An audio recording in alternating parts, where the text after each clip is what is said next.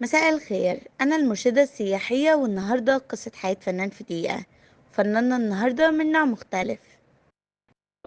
فناننا النهاردة الفنان الجميل والكبير صانع البهجة أمين الهنيدي، الله يرحمه.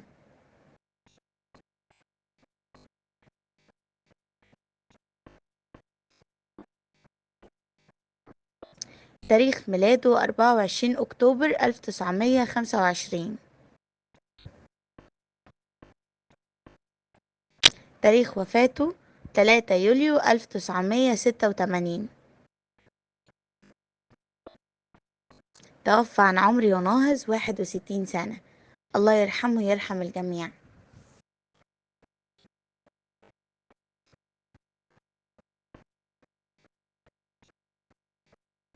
ممثل مصري، ولد في عام 1925 في القاهرة، وبالأخص في منطقة رود الفرج. التحق بمدرسة شبرا الثانوية.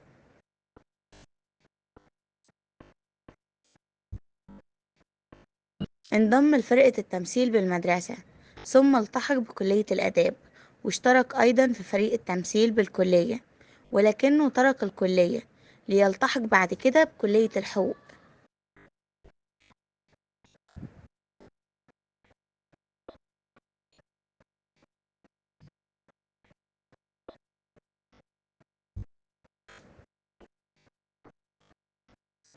اسمه بالكامل أمين عبد الحميد أمين محمد هنيدي.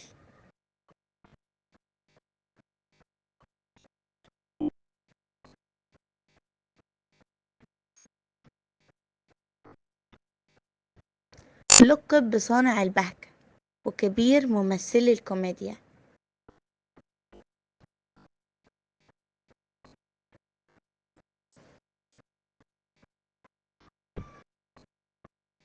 بعد كده ساب الحقوق، وقرر في النهاية الالتحاق بالمعهد العالي للتربية الرياضية بالإسكندرية، وتخرج منها عام 1949، وعين مدرس للتربية الرياضية في أحد المدارس.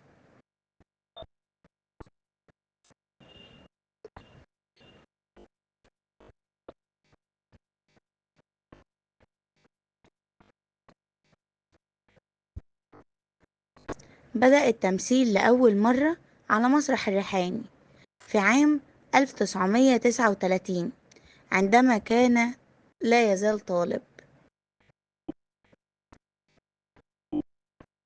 وفي الوقت ده كان عنده 14 سنة.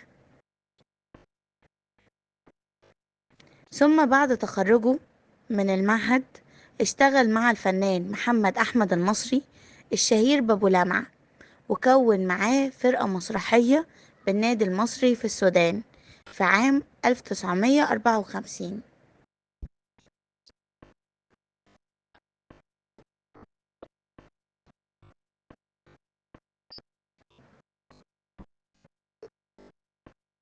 واشترك كمان في برنامج ساعة لقلبك اللي كان بيتعرض يوميا في الإذاعة.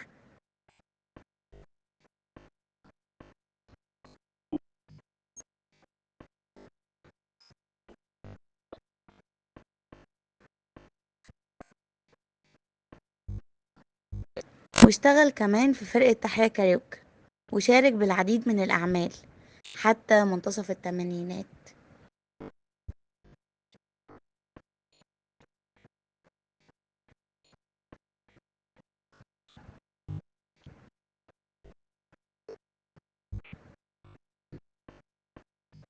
من أهم الحاجات اللي عملها، قام بتكوين فرقة مسرحية تحمل اسمه في عام 1970، ولكنه حل الفرقة في عام 1978، وتوقف عن العمل المسرحي لمدة 3 سنوات، لكنه عاد بعدها للعمل في المسرح مجددا.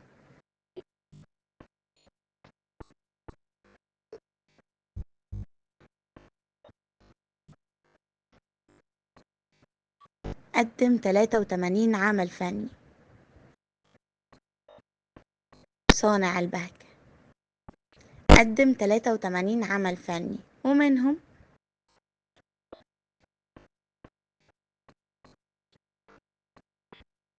المعدية، ادركني يا دكتور، أبو الريش في سوق العيش، حمايتي ملاك، الأزواج والصيف، منتهى الفرح، زوجة ليوم واحد، أصل وصورة، لقندة الفردوس، زوجة من باريس، حلمك يا سي علام، جدعان حارتنا، ست بنات وعريس، للنساء فقط، سيد درويش،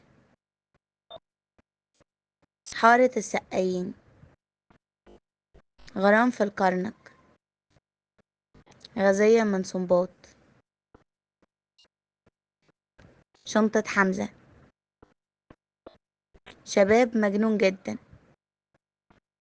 شهر عسل بصل، أشجع رجل في العالم، نشال رغم أنفه، أنا ومراتي والجو، القرش، طائر على الطريق، للزمن باقية، زيارة ودية، لعنة التفكير، 20 فرخة وديك، احترسي من الرجال يا ماما، لوليتا، أجمل لقاء في العالم، الظريف والشهم والطماع، الكدابين التلاتة، عبود عبده عبود، واحد في المليون، 7 أيام في الجنة، 4 2 4، احنا بتوع الإسعاف، أسبوع عسل، سندباد، صديق الوفي، رحلة عيون، غلطة قلم، شوقي بيه عريس، الحدق يفهم، ممنوع في مدرسة البنات، الله يرحمه لأنه ترك لنا سيرة طيبة نتكلم بيها عنه.